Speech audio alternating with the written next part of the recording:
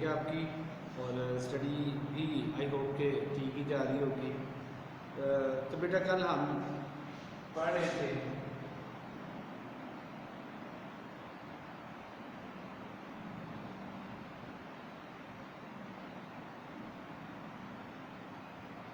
Lecture number कितना है, 17। हम बेटा कल जो टॉपिक पढ़ रहे थे, शुरू किया था हमने, वो है ऑन डिस्ट्रॉइंग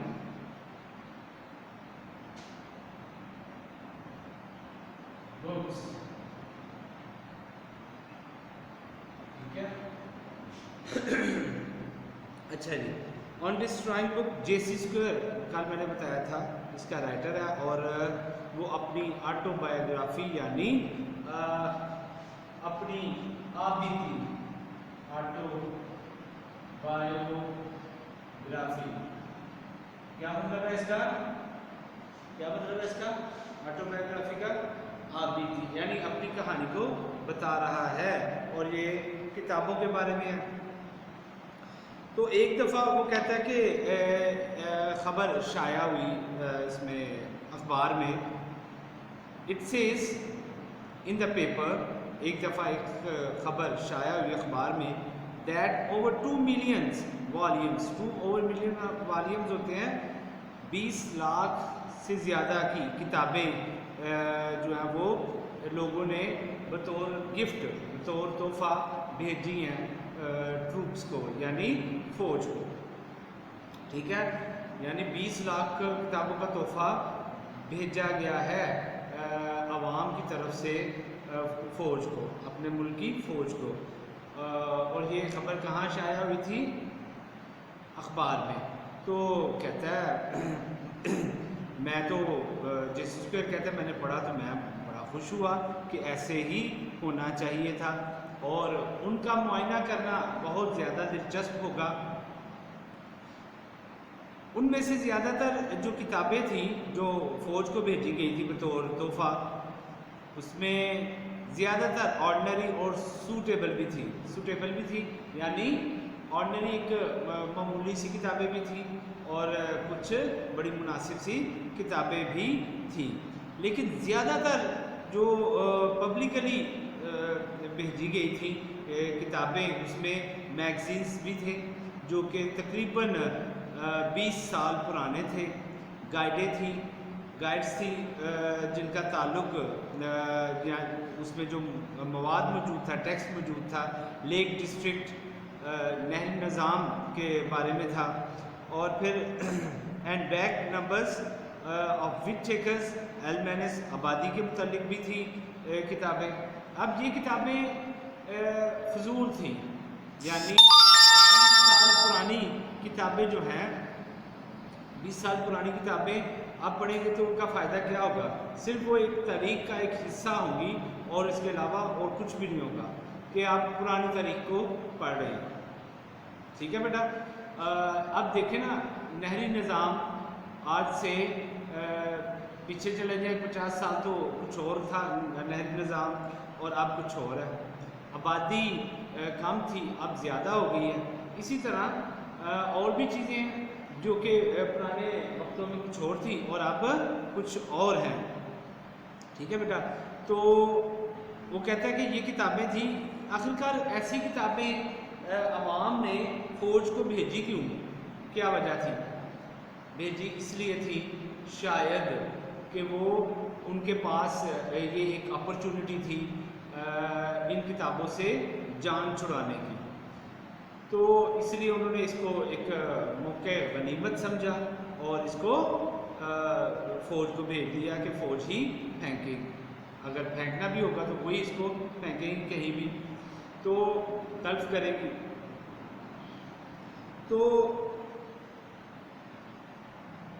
लोग, मैंने कल भी ये पॉइंट बताया था कि वहाँ के लोग जो हैं वो, उनके लिए ये प्रॉब्लम हो जाती है कि ये किताब मैंने अब पढ़ ली है तो मैंने इसको कहीं डिस्ट्रॉय करना है, तो वो कैसे करेंगे?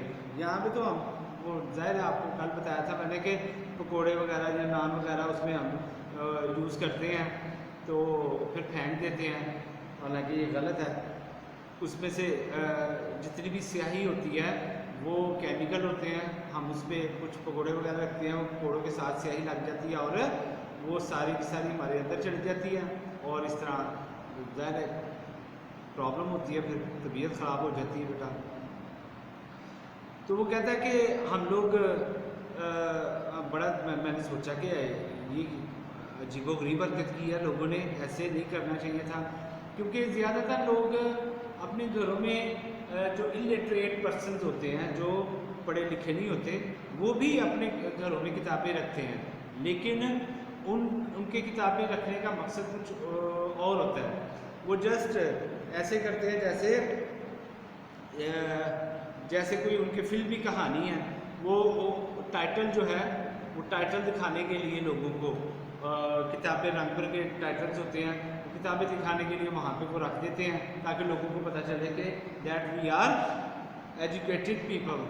तो वो कहता है कि नॉन बुकिश पीपल ऐसे लोगों को कहते हैं, लेकिन वो ऐसी किताबें नहीं फेंकते, और कुछ ऐसे नॉन बुकिश होते हैं जो किताबों के मतलब कदरदानी होते हैं और वो फेंक देते हैं किताबों को, लेकिन उनके लिए भी जान छुड़ाना बड़ा मुश्किल होता है।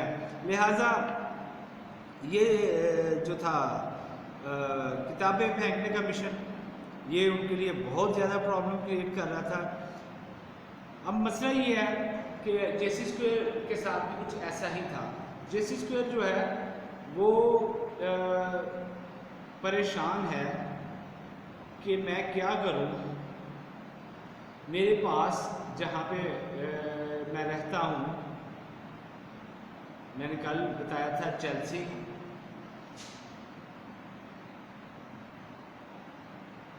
सिटी नेम, और एक बिल्डिंग है, बिल्डिंग में एक फ्लैट है, फ्लैट छोटा सा होता है, उसमें वो रहता है। उसने किताबें वहाँ पे रखी हुई हैं, सॉर्टिंग की है, लेकिन वो कहता है अब मैंने ये किताबें पढ़ ली हैं, मैं इनको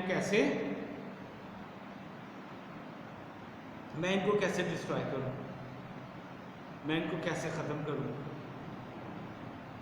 कोई समझ नहीं आती उसे। सोचता है या तो मैं इन किताबों को कहीं फेंक दूँ, कहाँ फेंकूँ, कुछ समझ नहीं आती। या फिर ऐसे करता हूँ कि इन किताबों के लिए कोई और जगह ले लेता हूँ रेंट की, या फिर ऐसे करता हूँ इनको इधर रहने देता हूँ, खुद चला जाता हूँ।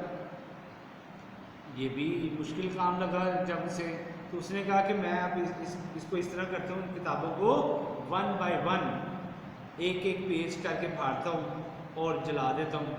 अब वो किताबें बहुत मुश्किल होता है कि इतनी मोटी मोटी किताबें होती हैं और बल्कि वॉल्यूम्स होते हैं, इनको किस तरह मतलब टाइम लग जाएगा, फिर उसको जलाना, किचन रेंज भी उसके पास इतनी ज़्यादा नहीं थी उसके लिए बड़ी मुश्किल थी,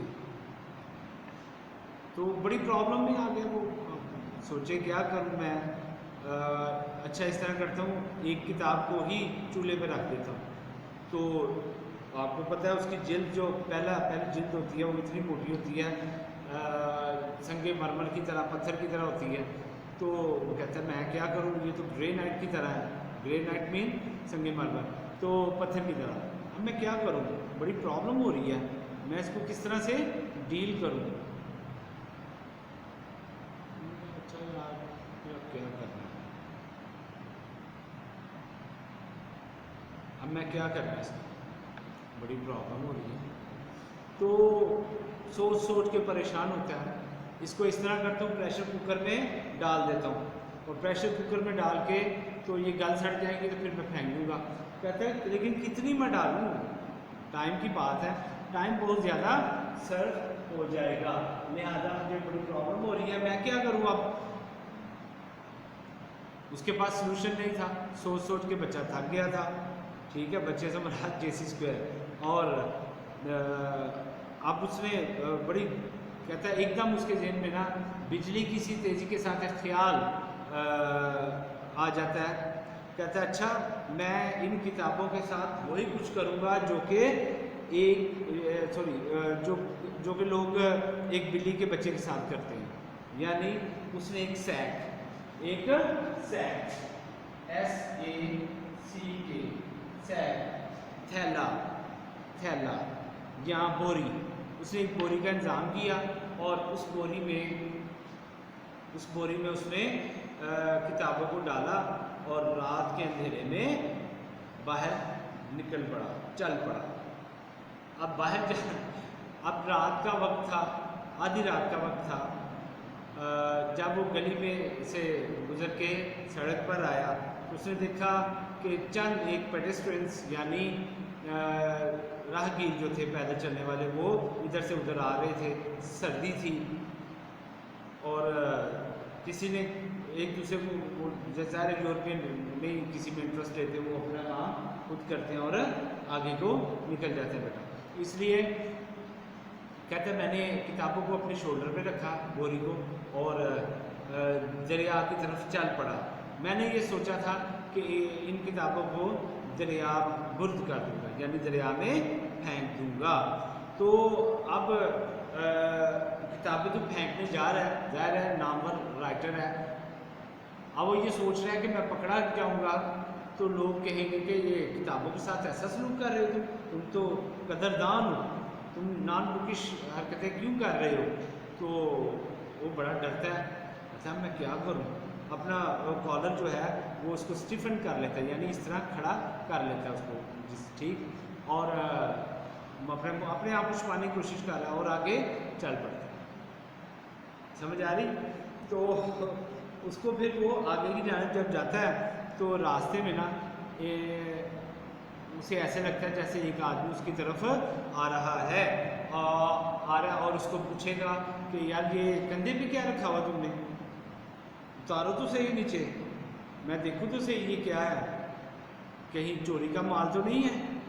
तो कहता है ताहम चोरी के माल को स्वैग, क्या कहते हैं, स्वैग, चोरी का माल तो नहीं है कहीं पे। तो कहता है लेकिन ताहम वो मेरे पास आया और मेरे पास से गुजर गया, मुझे उसने कुछ भी नहीं कहा, सरसरी सी नज़र डाली और चला गया। कहता है ये काम अपने माइंड में रखें। It is not always easy to destroy the books such as these books। ऐसी किताबों को डिस्ट्रॉय करना आसान काम नहीं होता, लेकिन काम करना तो ऐसे लगता है जैसे किताबों को फांसी दी जाए। तो ये काम बहुत मुश्किल है एक आदमी के लिए, और वो भी जो पढ़ा लिखा है। तो कहता है कि मैंने इरादा कर लिया कि ये काम करके ही छोड़ना है। मैं आगे बढ़ता ही चला जा रहा था और मेरे दिल में तरह तरह के वहम गुमान, डर, खौफ आना शुरू हो गया था। मैं कभी सोचता कि रहने दूँ, कभी मैं सोचता कि नहीं अब ये काम करना ही है। मैंने डिटरमिन कर लिया था, इरादा पक्का कर लिया था। अच्छा, मैंने खैर वो किताबें मैं उठा के तो चलता जा रहा था। एक दो दफ़ा ऐसे हुआ कि एक पैदल चलने वाले मेरे पास आए, मेरे पास से ही गुजर गए, और मैं ये समझा कि शायद ये आके मुझे पूछेंगे कि आधी रात के वक्त ये थैला उठाए आप कहाँ जा रहे हैं, लेकिन उन्होंने नहीं पूछा। मैं आगे चलता ही गया।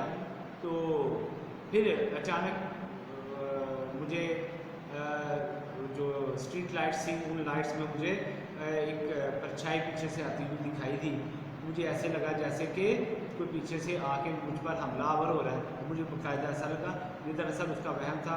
वो पीछे से आता ही चला गया और उसके पास से नाम से गुजर गया। इसको पसीना सा आ गया, डर गया था खौफ के साथ, ठीक है। और इस तरह करते करते वो दरिया के पास पहुंच गया और उससे पहले एक टी स्टॉल था, उधर टी स्टॉल के पास वो आ गया और वहीं पे खड़े होकर उसने जायज़ा भी लिया था, ठीक है। कल बाकी बेटा कल इंशाल्लाह ताला हम इसको डिस्कस करेंगे नेक्स्ट लेक्चर में। ठीक है, अल्लाह हाफ़िज़।